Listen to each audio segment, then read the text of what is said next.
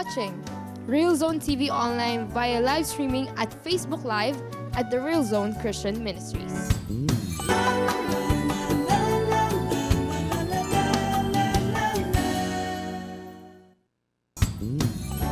Ikaw ay nanonood sa Real Zone TV online sa pamamagitan ng live streaming via Facebook sa The Real Zone Christian Ministries.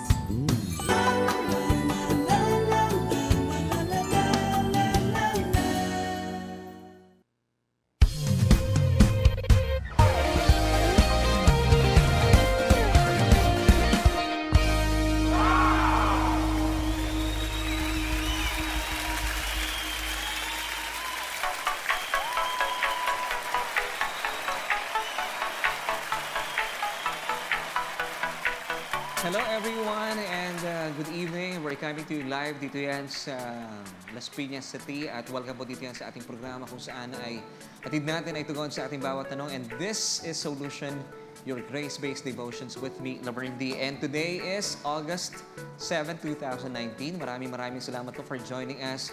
Good evening sa mga kaibigan po natin dito yan sa Mega Manila and of course sa kalapit ng mga bansa sa labas ng Pilipinas. Binabati po namin ang lahat ng mga ka-jamming natin tonight. Good morning, good afternoon, good evening, lahat po ng good dahil iba-iba po yung time zones natin. At maraming salamat muli po sa Panginoon. Tayo po yung nagsama-sama na naman para sa isang programa kung saan itinataas natin ang napakagandang pangalan ng ating Panginoong Jesucristo. And before we move on sa ating mga iba pang gagawin, gusto ko munang batiin muna ng happy advance birthday ang ating kaibigan, kaagapay sa ating programa, si Brother Bojet Ciudadano. He will be celebrating his birthday bukas. Happy birthday, bro. At kami po ay nakikigalak, bagaman hindi ko pa siya nakikita dito sa ating mga kaibigan. Nasaan na si Kuya Bojet? Happy birthday. Sa mga kamag-anakan po ni Kuya Bojet, of course, birthday niya po bukas. At sa bumubuo ng Team Grace Las Piñas, kami po ay nagpapaabot na aming pasasalamat sa buhay ni Kuya Bojet. And of course, bumabati na rin dyan ng Team Grace Angeles at Team Grace Caloocan at ang Team Grace World. Bumabati ng maligayang kaarawan kay Kuya Bojet Ciudadano. At we pray, beloved, we wish above all things that you may prosper and be in health even as your soul prospers. Yan. Hindi pa tapos ang programa pero binigay ko na po ang 3rd John 1:2 sa mga nagsaselebrate ng birthday. Kagaya din po ni Annie Recto. Happy birthday. Ang butihin may bahay ni Kuya Mike Recto. Nagbe-birthday naman po siya today. So happy birthday sa mga kaibigan din po natin. Bagaman hindi po namin kayo personal nakakilala, ay bumabati po ang SOULution po sa inyo at purihin ang Diyos. And of course, gusto kong batiin ang mga kaibigan natin kasama ngayon. Si Sister Mona Lisa Potian, good evening po sa inyo. Maraming salamat din kay Brother Benson Go. Salamat at ipinahiram niya sa atin ang kanyang awiting niya. Isinulat mamaya po, mapapakinggan natin yan. Thank you din po sa mga kaibigan natin. Ang owner ng Rap sa Dahon, nanonood sa ngayon, si Brother Dennis Faith. And we hope na one of these days makabalik kami dyan sa iyong napakasarap na restaurant. Sa mga kaibigan po natin dyan lang sa may sukat, hanapin lang po ang Rap sa Dahon. Hindi ko kabisado yung street eh. I think it's Soul Street. Kung ako nagkakamali, nandun po yung Rap sa Dahon. Hanapin lang po si Kuya Dennis at siya po may-ari ng napakasarap na restaurant na iyan. Mga inasal, adobo, yan ang mga pagkain sa Rap sa Dahon. And of course, binabati natin si Brother Randy Molina. Good evening po. Maraming salamat for joining us. Sister Emerita Faustino mula pa sa Texas, USA. Good morning po ba dyan sa inyo? And of course, si Ate Nila Toreda, kabilang ibayo lang. Good evening, Ate Nila. Kanina lang magkasama kami. Sinundo ko pa nga si Aves eh. And si Brother Henry Magat Maruso, maraming salamat po for joining us. Opo, birthday po ngayon ni Kuya Bojet Ciudadano. Hindi ko alam ba't hindi ko siya nakikita dito eh. Nagtatago ba si Kuya Bojet? Happy advance birthday. Bukas pa po ang birthday niya. And good evening din sa iyo, Brother Henry Magat Maruso. Kumusta po kay Sister Malin Maruso? And gusto ko lang po pasalamatan. Thank you po for being kaagapay dito sa ating programa kay Pastor Martin and Pastora Berna Atcha. Thank you po for being our kaagapay dito sa ating programa at purihin po ang Panginoon sa inyong mga buhay. At kayo po ay kabalikat namin sa pagpapalagana po ng tunay na ebanghelyo ng ating Panginoon. Dito yan sa SOULution, your grace-based devotions with me, Verne D. At binabatan natin ang mga kaibigan natin, si paring Daniel Rizaldo. Naku, maganda yung kanyang meaning ng MU. Mamaya babasahin natin. Sino pa ba? Si Sister Rosemary Casoko, kumusta na po kayo? And of course, kaibigan, nandito si Kuya Mark Medina, si Ate Pichi, kumusta po? Good evening po sa inyo. And as we move on, maganda kong pag-uusapan natin. Pero bago yan, narito muna ating katanungan. Dito yan sa Question of the Day.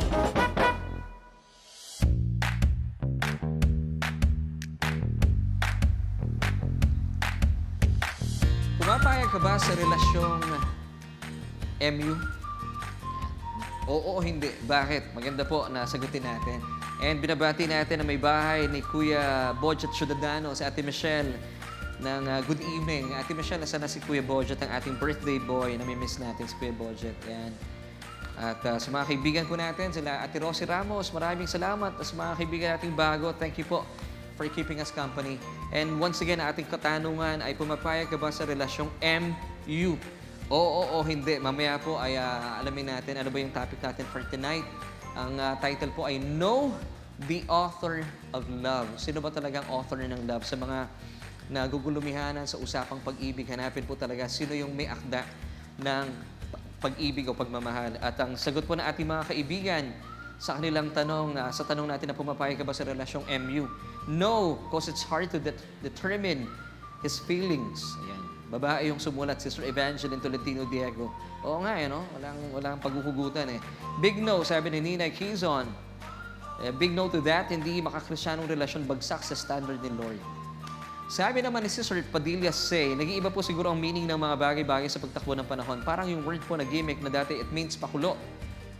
Pero ngayon, lakad na ng barkada. Nang time namin, actually, mga Christian youth, ang mababalitaan mong may ka-MU, yun ang time na nagpipray sila sa isa't isa. Kung sila ba ang kalooban ni Lord o hindi. May feelings, pero pinagpipray pa. Kasi nung time na yon, konti pa lang ang tao sa Pilipinas. Talaga, And ayaw mag-BFGF ng mga Christians kung di sila sigurado na sila ang haharap sa dambana. So, kay Sister Padilla Say, iba yung meaning ng MU. Ilang taon na ba si Say Padilla? Alam ko, magkasi edad lang tayo. Parang hindi ko naabutan yung meaning na yan, kapatid. Anyway, thank you so much. And ang ating birthday girl, belated happy birthday kay Sister Jenny Pepster. Sana napakinggan niyo yung ating pagbati kahapon o kagabi. Sabi niya, marami sa MU na alam ko misunderstanding ang ganap. Huwag na lang katakot. Oo nga, misunderstanding. Kasi MU, malabong usapan. Madel Beatriz, aasa ka lang sa masakit na ugnayan. Naku po, wag na lang. Wak na. Sabi niya, Haiti Valenzuela Tibay, hindi po pastor, malabong usapan po ibig sabihin.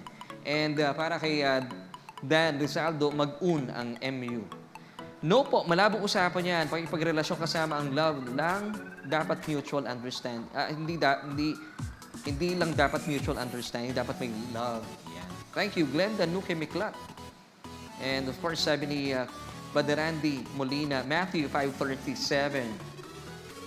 But let your communication be yes or no, for whatsoever is more than this comes evil. Wala dapat in between. Dapat pag yes or no lang. May commitment ba o wala? So, dapat mamili tayo. Thank you so much.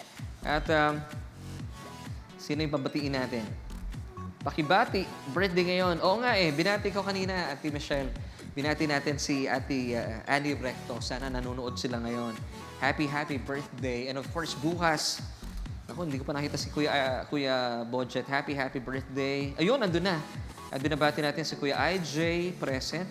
Nandiyan din si Sister Mary Ann Punsalan mula sa Hong Kong. Kaya naman po ay salamat po for joining us tonight. Samantala, isa munang napakagandang awiting ipinahiram po sa atin mula sa panulat ni Brother Benson Go at inawit ni Sister Bay Valencia. Ang awiting ito ay tinawag o binigyan ng titulong Nilikha. Dito yan sa SOULution with me, Verne D. Pag-ibig mong wagas, kadilimay tumakas ng hari itaas. Sa sukob ng iyong katwiran, ika'y parangalan. Kami na iyong kinawaan ng dakila mong kahabagan. Jesus, sambahin ka ng lahat ng nilikha sa langit at sa lupa. Jesus, sambahin ka ng lahat ng nilikha sa langit at sa lupa. Walang pag-alinlangan, buhay mo'y inilaan.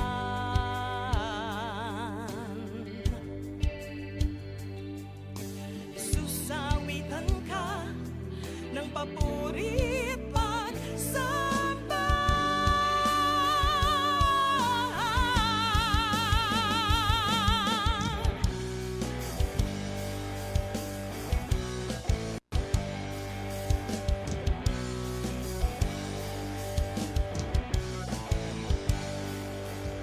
Wala nang hihigit sa pangalang nakamit.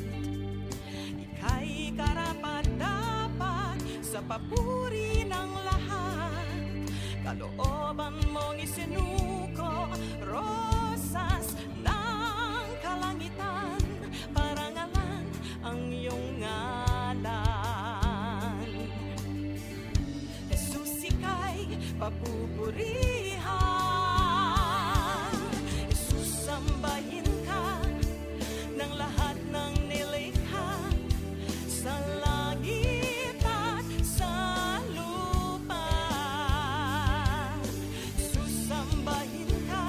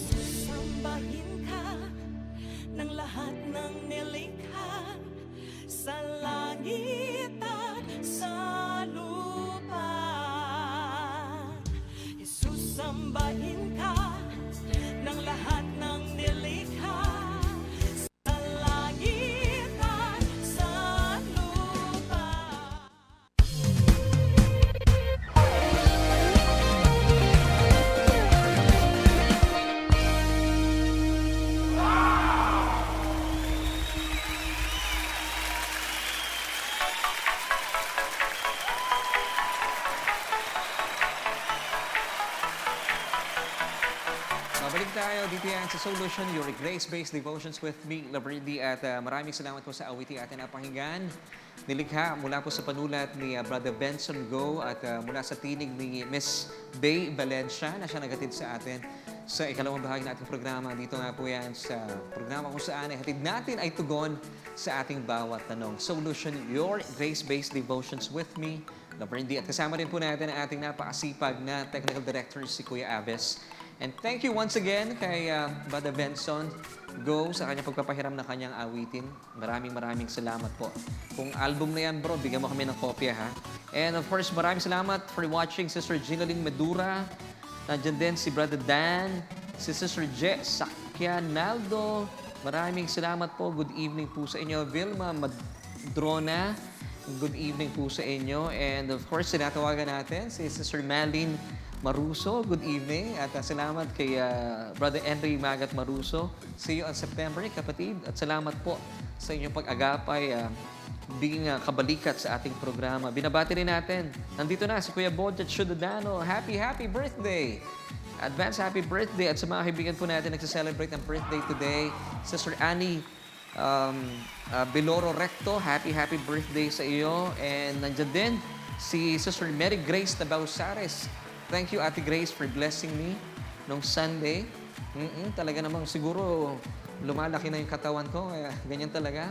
Pag may abs, a big stomach, ayaw sumaro ng polo eh. Pero thank you so much, Ate Grace at saka Kuya TJ Tabausares. Thank you for being good friends sa amin. Salamat po. And once again, maraming salamat. Binabati natin ang mga kabalikat din po natin, sila Pastor Martin and Pastora Berna Atcha. Thank you po sa inyong pagiging kabalikat, kaagapay. At tin-appreciate din po namin sila dahil nung nakaraang Lunes, mula po sa Makati, hinatid pa kami dito sa Las Piñas. At kami po ay nagkaroon pa ng masayang kwentuhan. Thank you so much. At kaibigan, bago tayo magtuloy-tuloy sa ating mga pag-uusapan, ito muna po, balikan natin ating katanungan. Dito yan sa Question of the day.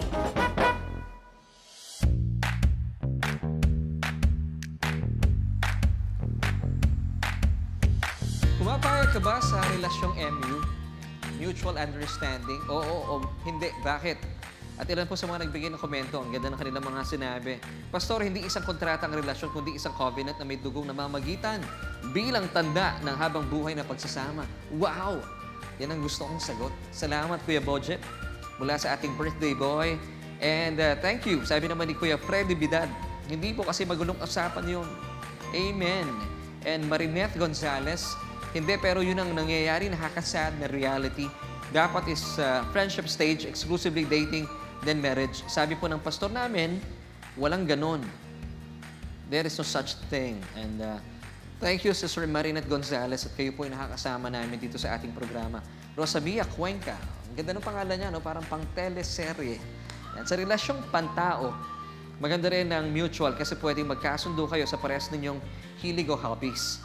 Pwedeng pareho kayo ng ugali at pareho kayo ng nararamdaman or tinatamasa sa buhay, kaya okay kayo. Kaya lang, sabi nga ng iba, boring daw ang ganoon kasi limitado lang kayo sa parehas nyo lang na gusto. Marami pang bagay ang pwede pang malaman at maranasan. Kaya sa iba, mas okay daw yung opposite. Sa mga assuming, masakit manangan sa isang mutual understanding lang. Gaya ng sinabi ng isang nag-comment, let yes be yes and the no be no. Mas malinaw, mas mapanghahawakan. Amen. So, sa relasyon naman natin sa Diyos, I wish na maging mutual, pero hindi yun ang mangyayari kasi kahit nahusgahan na tayo ng dugo ni Jesus, nandito pa rin tayo sa magulong mundo at marami pa rin tayo imperfections. Though, naniniwala naman ako na tayo ay malinis sa paningin ng Diyos. Yan. Maraming salamat po. Ang sagot niya, no. No. Ayaw niya ng MU. Salamat kay Sister Rosamia Cuenca. Parang kapatid lang ni Mr. Jake Cuenca. Salamat po. Salamat po talaga. At kaibigan, thank you for sa inyong mga saloobin at damdamin sa ating katanungan. At ito pa may kinalaman sa pag-uusapan natin. Dito na yan sa ating devotion time. Of course, dito sa inyo ng programang SOULution.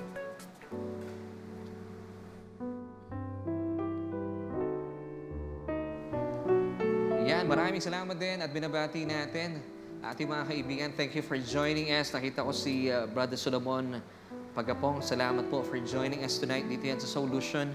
And once again, maraming salamat po at magandang gabi po sa lahat ng mga nanonood sa atin dito sa Mega Manila. And good morning, good evening, good afternoon sa mga kaibigan po natin sa labas ng Pilipinas. At atin pong ipagpapatuloy ang ating mga pag-aaral na sinimulan kahapon concerning usapang MU. Ano ba talaga ibig sabihin ng MU? Bakit ka nasa relasyong ito? Bakit ka nasa estadong ito? At bakit po, bagaman marami pong hindi sumasang-ayon sa MU, pero bakit hindi alam ng iba na sila po ay nasa MU na stage or nasa status na MU. Ngayon, i-define po natin ano ba ibig sabihin ng MU. Well, basically, it's an open relationship para po sa mga kababaihan. Ibig sabihin, pwede siyang ligawan. Sa kalalakihan naman, pwede pa siyang manligaw. It's a no commitment relationship. Pwede bang tawagin na relationship yung walang commitment? Hindi pwede, no? Hindi pwede. So, MU stands for malabong usapan, malabong ugnayan, malabong unawaan. Hindi po natin pwedeng panghawakan. Sabi nga ni Dan, MU mag-un.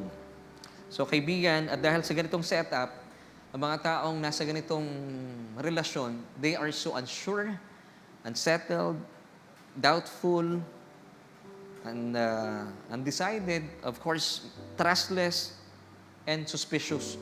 Siyempre, ibig mo sabihin, ibig nitong sabihin, ikaw ay nasa kalagayang mapaghinala. Sabi nga nung iba ay paranoid. Of course, dahil hindi ka sigurado sa kapartner mo, siya ba ay may nililigawan o nagpapaligaw. It's an open relationship. So, delikado talaga. But the question is, bakit po marami pa ring tao ang bagaman ayaw nila ng MU pero ayaw din nila ng commitment? This is a good question para po pag-usapan natin tonight. Naniniwala ang maraming tao, ayon na sa isang kilalang awitin, nung panahon namin, ewan ko kung alam yung song na to, too much love will kill you. Well, ang tanong is this true? I would say yes and no. So, it's true dahil depende po ito kung ang sinasandigan nito ay ang pag-ibig o pagmamahalan at sa sistema ng mundo at ng tao. Too much love will kill you. But the good news is, kapag ang sandigan ng pagmamahal mo na pinaguhugutan ay mula sa Diyos, kabaligtaran po mangyayari, it's the opposite. Ikaw ay magkakaroon pa ng buhay at buhay at buhay na makulay. So, depende kung kanino ka nakasandig sa mundo, sa paniniwala at sistema ng tao, o sa sistema at pamamaraan ng Diyos. At kaibigan, alam mo kapag ikaw ay sumandig sa sistema at pamamaraan ng Diyos, yung pag-ibig na nagmumula at pagmamahal, nasakda na nagmumula sa Kanya, mararanasan mo, even po yung iyong mga takot, mga suspisyon, mga akala at pag-akala at maling pag-aakala, ibig ko sabihin, at ito po mga pangamba mo sa buhay ay pinapawi niya at tinutunaw niya po ito dahil sa kanyang mainit na pag-ibig at pagmamahal. 1 John 4:18, basahin po natin para po maunawaan natin. Talaga bang tayo ay nakasindig sa pag-ibig at pagmamahal ng mundo o sa pag-ibig at pagmamahal sa atin ng ating Diyos pamagitan ni Kristo? There is no fear in love, but perfect love casts out fear. Because fear involves torment, but he who fears has not been made perfect in love. Now the question is, kanino pong perfect love dapat tayo ay established? Ito po ba yung perfect love ng tao sa Diyos? Imposible yon. Hindi natin kaya yon. But the good news is, buti na lang. It's all about God's perfect love towards us. At kaibigan, ang maganda po, the new covenant way of love is this. 1 John chapter 4, verse 10. In this is love, not that we loved God, but that He loved us and sent His Son to be the propitiation or atoning sacrifice for our sins. In the Old Covenant, ang pinupronta po ng tao, kailangan niya patunayan yung pagmamahal niya sa Diyos. Well, hindi po tayo nagtagumpay. Alam po ng Diyos yon. Pero ang maganda po dito, under the New Covenant, ito na po ang maganda pong kahulugan ng pag-ibig. In this is love, not that we loved God, but that He loved us. So, importante po maunawaan natin yung pag-ibig at pagmamahal sa atin ng Diyos. Alam niyo po, ang mundo, pwede kanyang ibigin, pero hindi kanya necessarily kailangang mahalin. Bakit? Ang salitang ugat po ng pag-ibig ay ibig, like lang. Pwede kang like ng tao, pero hindi naman automatic na mamahalin ka ng tao. Pero sa Diyos, hindi ka lang niya iniibig, hindi ka lang niya gusto, minamahal ka pa niya. Yun po yung advantage natin kapag tayo po'y nakasandig sa pag-ibig at pagmamahal ng Diyos. So malalaman po natin, kaibigan, napakabuti kapag tayo po ay nakasandig sa isang matibay at mainit na pag-ibig at pagmamahal ng Diyos. Hindi lang po tinutunaw nito yung ating mga takot at pangamba, bagkus ay lalo kang nai-in love sa iyong mga pwedeng maging karelasyon. At kaya naman, settled ka, ikaw ay established sa pagmamahal na ito, hindi ka pumapayag sa isang pag-iibigan o pakikipagrelasyon na walang malinaw na usapan. Ngayon, kaya po maraming tao sa ngayon na pumapasok na lang sa relasyon walang commitment o MU dahil malinaw po na ang sinasandigan po nila ay ang sistema o pamamaraan ng tao. Samantala, kung ikaw po ay nakasandig sa pag-ibig at pagmamahal sa iyo ng Diyos, labis na pag-ibig at sakdal na pagmamahal. Wow, pinapawi po nito ang anumang takot at pangamba sa buhay mo. And then, nag-uumapaw pa yung pag-ibig sa buhay mo at pagmamahal mo. At ikaw ay talaga namang hindi magkakamali. And gusto ko pong iwan po sa inyo ang katotohanan ito. If any relationship is not established in God's love, ika nga ay hindi mo ito tinayuan sa pag-ibig at pagmamahal ng Diyos, this relationship will never grow. Hindi po ito yayabong, hindi ito magiging fruitful, hindi siya magiging productive. So kaibigan, pag may problema ang isang tao, tungkol po sa pag-ibig at pagmamahal, dapat nilalapitan po natin yung author ng love. Of course, ang ating topic for tonight, know the author of love. 1 John 4:19. We love Him because He first loved us. Yun, importante po, kapag may problema ikaw na nanonood sa ngayon, ako rin, may problema tayo sa pag-ibig at pagmamahalan, lapitan po natin yung author, yung may akda ng pag-ibig at pagmamahal, who is God Himself. Yun ang problema po ng maraming tao sa ngayon. I'll be giving you a good illustration. Halimbawa, meron akong relo, G-Shock. Gusto kong magkaroon nito yung metal. Halimbawa, nasira yung G-Shock ko na Casio. Ito po ba ay dadalhin ko, ito papagawa ko sa Fossil o Seiko Service Center? Of course not. Dahil hindi po nila kayang gawin yung sira anong relos kong G-Shock na nilikha ng Casio. Pero marami po sa ngayon, ng mga, even po mga mananampalataya, nakakalungkot. Ganito po ang nangyayari sa atin sa ngayon. May problema sila sa pag-ibig at pagmamahal. Imbes na lumapit po kay Papa God, lumalapit sila kung kaninong Papa John. Di ba? Nakakalungkot isipin. But this is true. Nakakalungkot. At nakakalungkot pa dito, at nakapakinig ako one time sa isang FM station, tinatawag niyang Papa yung inihinga niya ng advice, pero lantaran po talagang kinokondena siya, napapahiya po yung tao, may problema na, talaga naman pong nilalantad yung kanyang kahinaan at kakulangan at pinapagalitan pa siya. Pero alam mo kaibigan, kagaya po na pinag-usapan natin kagabi, kapag ikaw lumapit sa Panginoon, 2 Corinthians 5 verse 19, hindi niya ipamumukha o isusumbat sa inyo ang inyong mga kasalanan. Kaibigan, ito po ang Diyos na meron tayo. Samantala, ang tao nagsasettle na lang doon sa malabong usapan. Gusto nila yung pinapagalitan sila at sinusumbatan sila, nilalantad yung kanilang kamalian at nakakalungkot dito sa national radio. Napapakinggan po yung kanilang pangalan, pero okay lang sa kanila. Pero kaibigan, hindi po ganyan ang Diyos natin.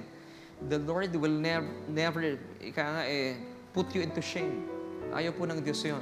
2 Corinthians 5:19. Hindi ko na po naisulat dyan, pero balik-balikan niyo po ito. So, God is the author of love, and this is good news for all of us. Dapat po lapitan natin you have to know, you have to be established, sino ba yung author ng love? Para hindi po kayo mapunta sa isang relasyon na may malabong ugnayan, malabong usapan, at malabong unawaan. Alam niyo po, ang maganda po natin maunawaan, ang ino-offer po ng mundo sa ngayon is just a lifetime commitment. Pero yung commitment po na ito, hindi pa natin mapanghawakan. Di po ba? Kaya marami pong mga naghihiwalay ng mga tao and even po yung mga celebrities, di ba? Nababalitaan natin sa ngayon. Meron daw girlfriend si ganitong artista and then meron ng ibang karelasyon. Nakakalungkot. Bakit po? Because of insecurity. Hindi sila secured sa pagmamahal na tinuturo ng mundo. But if you are secured sa pag-ibig at pagmamahal na binibigay sa atin ng Diyos, hindi lang po lifetime commitment ang ibinibigay. This is good news for you and for me. But God, through the finished work of Christ on the cross, ano po ino-offer ng Diyos? Not just a lifetime commitment, but an everlasting covenant. Wow, grabe. Alam niyo po, mainam po na maintindihan natin, ang Diyos po, hindi po uso sa kanyang sapat lang. He is always giving us more than enough. Yan, ano po bang difference ng commitment sa covenant? Yung isa nga po, lifetime lang eh. Pero sa Diyos, everlasting covenant. hindi po mapapawi yon panghabang panahon. A commitment, basically, it's man-made. Idea po ng Diyos, ng tao yan. An act of committing to a charge or trust. Pero ang delikado rito, pwedeng pumali ang tao. But the good news about covenant, basically, it's God's idea.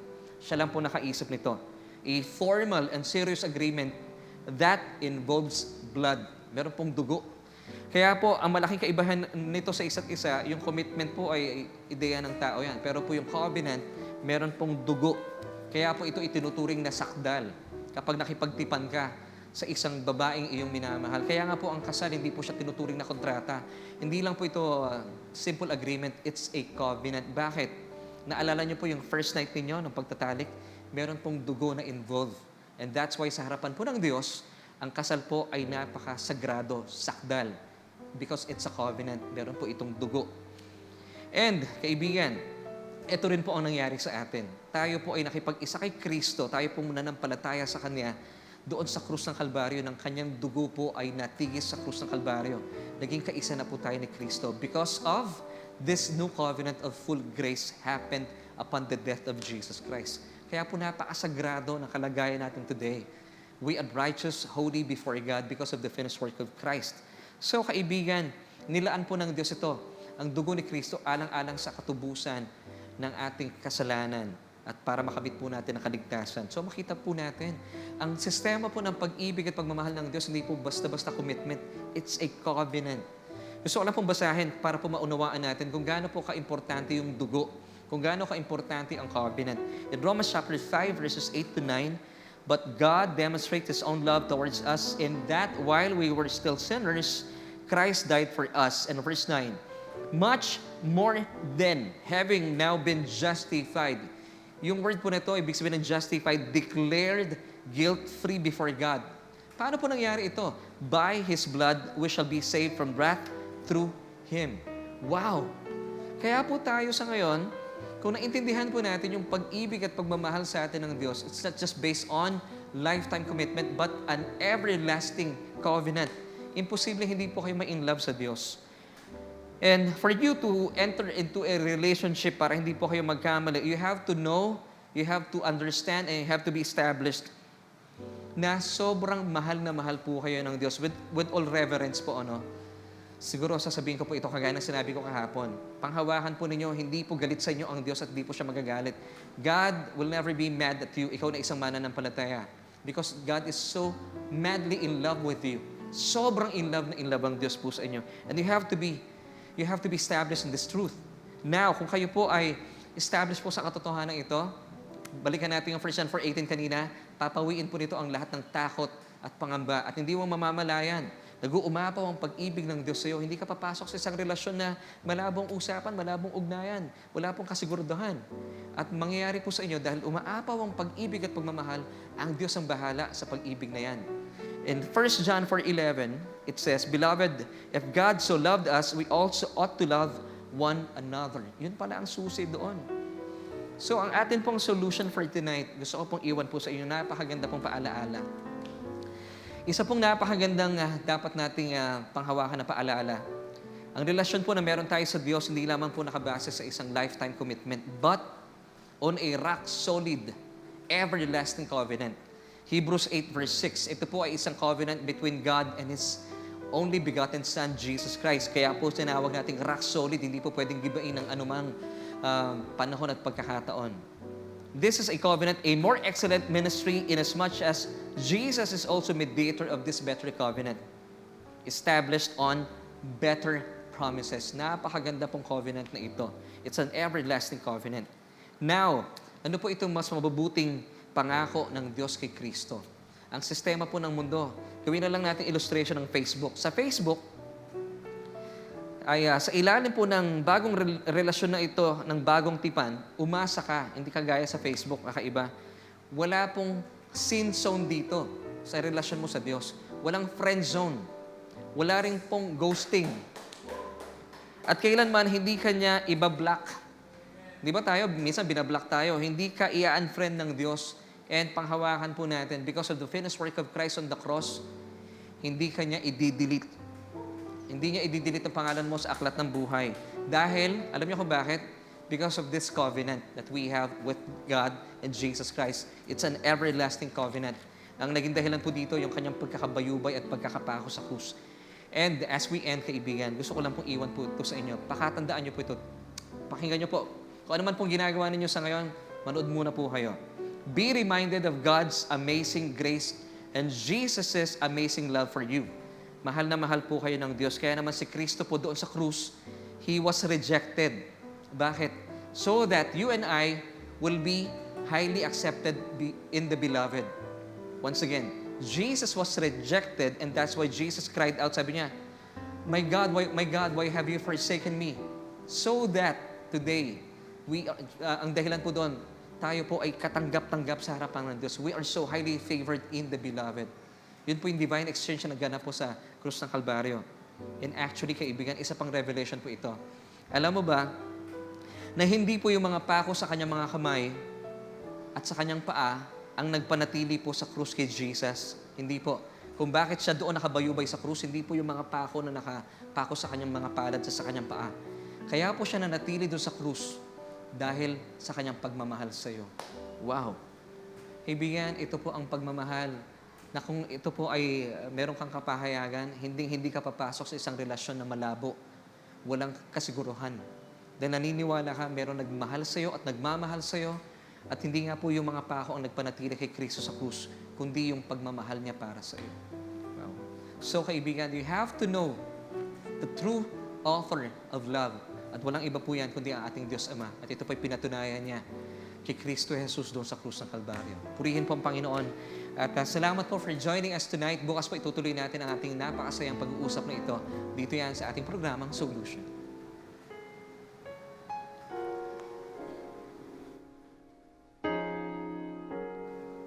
Salamat sa Panginoon sa napakagandang revelation niya po sa atin. Isipin niyo po, inangkin ng ating Panginoon Jesus ang mga pako doon sa kanyang mga palad at sa kanyang paa dahil sa pag-ibig niya sa atin, at yun po nagpanatili sa kanya doon sa krus ng Kalbaryo. Alam mo kung bakit? Dahil sobrang mahal na mahal ka ng Diyos. At dahil dito, kung ano man pong problema mga kinakaharap mo sa ngayon, wag po kayong lumapit kung kanino man. Lapitan nyo, balikan nyo yung krus. Balikan nyo yung lalim, yung taas, yung lawak ng pag-ibig ng Diyos sa atin. At yun po ay sumasalarawan sa apat na bahagi ng krus. You go back to the cross. Kaibigan, let's pray. Aming Ama, maraming salamat po for this message. Panginoon, marami pong mga kapatiran, maraming mga tao sa ngayon ang hindi nila namamalayan, sila po ay nasa isang relasyon na walang kasiguruhan dahil hindi po sila sigurado kung sino ang lalapitan. Hindi nila alam, Panginoon, ang tunay na ibig sabihin ng pagmamahal. But tonight, Lord, as you unveil to us the finished work of Christ on the cross, Panginoon, patuloy mong pinapatutuo sa amin na hindi po ang krus, ang hindi lamang po ang mga pako sa mga kamay ng aming Panginoon ang siyang nagpanatili doon sa krus, pagkus, Panginoon, ang iyong pag-ibig at pagmamahal. Ang krus po ang nagpapatutuo na kami po ay sobra mong minamahal at labis mong iniibig. Panginoon, siyang nanonood sa mga oras na ito, marahil meron siyang problema sa kanyang pakikipagrelasyon. Maging dahilan po ang episode na ito na matutuhan niyang tignan ang nakapakagandang larawan ng krus kung saan doon mo pinatunayan ang iyong pag-ibig at pagmamahal po sa amin. Salamat, O Diyos, dahil sa mga pag-usap na ito, sa mga pag-aaral na ito, patuloy pong napapagyaman sa amin ang iyong napakayamang biyaya. It's unearned, unmerited, and undeserved favor. Thank you, Father God, for giving us your Son, Jesus Christ. At Panginoon, niyayakap po namin ang mga katotohanan ito at lahat po na ito ay pinagpapasalamat namin sa matamis at makapangyarihang pangalan ng aming Panginoong Jesus. Amen.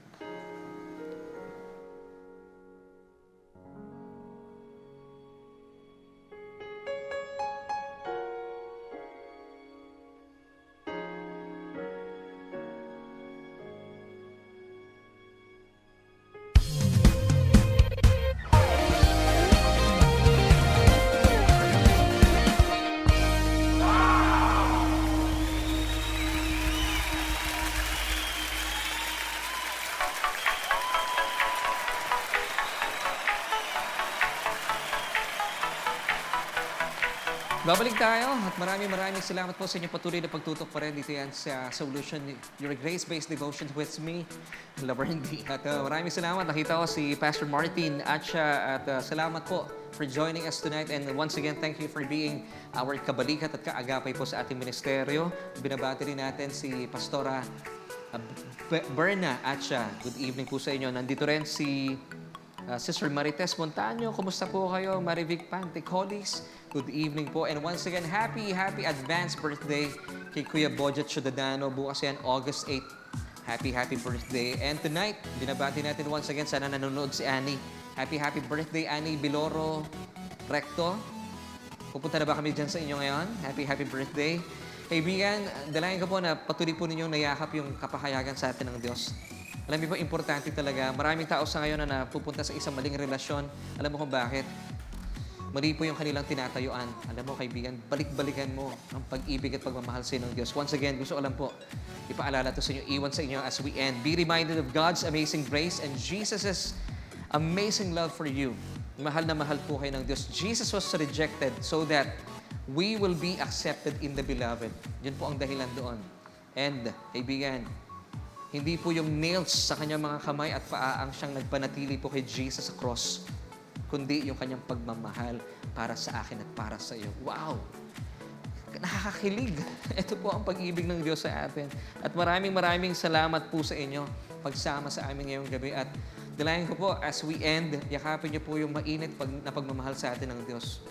You are, sabi nga ni Pastor Martin at ni Pastora Berna Atcha, Charito, we are highly favored. Amen. Because of the finished work of Christ on the cross. Maraming salamat po for joining us. Bukas, pag-uusapan natin, ang ganda ng topic natin bukas. Are you a two-timer Christian? Ikaw ba ay nagko-commit ng adultery bilang isang mananampalataya dahil two-timer ka? Bukas po pag-uusapan natin. Alamin po natin, ang ganda po ng perspective ng Diyos sa atin dito at binigyan niya kami ng isang napakagandang revelation. Bukas po, abangan niyo po yung ating mga pagtalakay at pag-aaral. Dito pa rin yan, muli po sa SOULution, your grace-based devotions with me, Verne D. Salamat kay Kuya Aves at ating technical director at maraming salamat din po sa inyong pagsama sa akin. And as we end, for John chapter 1 verse 2, Beloved, ikaw yan. I wish above all things that you may prosper and be in health even as your soul prospers. Bye!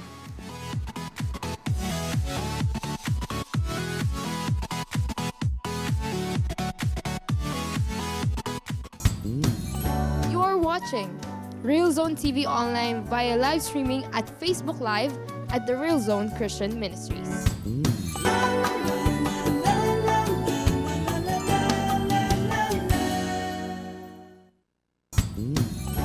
Ikaw ay nanonood sa Real Zone TV online sa pamamagitan ng live streaming via Facebook sa The Real Zone Christian Ministries.